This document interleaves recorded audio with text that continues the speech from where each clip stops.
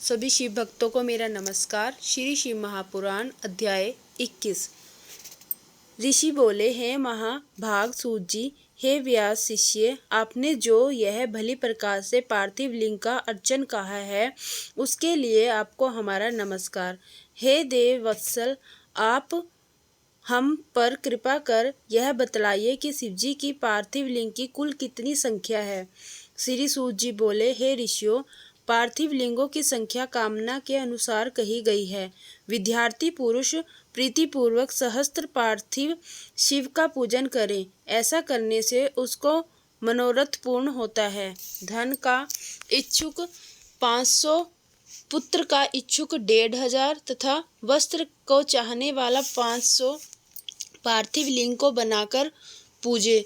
मोक्ष का इच्छुक 1 करोड़, भूमि का इच्छुक 1 सहस्त्र, दया का इच्छुक 3 सहस्त्र, तीर्थ की कामना वाला 2 सहस्त्र तथा इसी प्रकार जिसकी जैसी कामना हो उसके अनुसार वेदोक्त विधि से उतनी उतनी संख्या में पार्थिव लिंग की पूजा करे।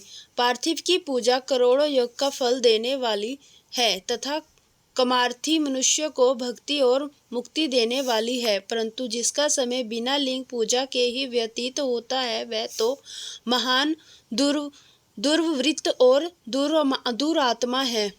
उसकी महान हानि होती है, क्योंकि एक और सब दान और विधि प्रकार के व्रत तथा तीर्थ नियम और यज्ञ तथा एक और लिंग की पूजा है। कलयुग में और लोक में जो लिंग पूजा ही श्रेष्ठ कही गई है, इसके समान दूसरा कुछ नहीं है। यही शास्त्र का नियम है। भक्ति मुक्ति दाता लिंग अनेक आपत्तियों से बचाता है। ऐसे नित्य पूजन वाला शिवजी की सायुज्य मुक्ति को प्राप्त करता है। शिव नाम में लिंग की पूजा महर्षियों तक को नित्य करनी चाहिए। 4 उंगल ऊंचा सुंदर वेदी से युक्त लिंग को उत्तम कहा गया है।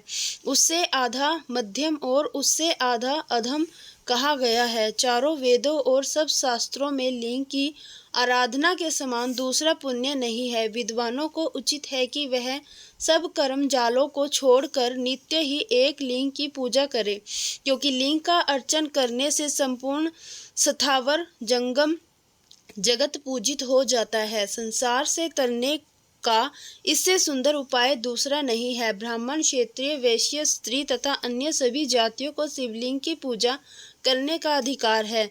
द्विजों को वैदिक मार्ग से पूजा करनी चाहिए, अन्य मार्ग से नहीं। और दधीचि, गौतम आदि ब्राह्मणों के शाप से दग्ध चित्त वालों एवं अनेक वंशजों को जिनकी वैदिक क्रम में श्रद्धा नहीं है, जो वेद स्मृति के क्रम का अनादर करे, दूसरे कर्म का आचरण करते हैं, उनके संकल्प नहीं प्राप्त होते। उन्हें चाहिए कि वे उसी स्थान पर त्रिजगमनीय अष्टमूर्ति का पूजन करें। पृथ्वी, जल, अग्नि, वायु, आकाश, सूर्य, चंद्रमा और यजमान, ये 8 मूर्ति पूज्य है। सर्वभव, रुद्र, उग्र, भीम, ईश्वर, महादेव, पशुपति इसका मूर्ति द्वारा पूजन करें। देव क्रम को रात्रि में सर्वदा उत्तराभिमुखी होकर करें। इसी प्रकार पवित्रता से युक्त हो उत्तर की ओर मुख करके शिवजी का पूजन करें।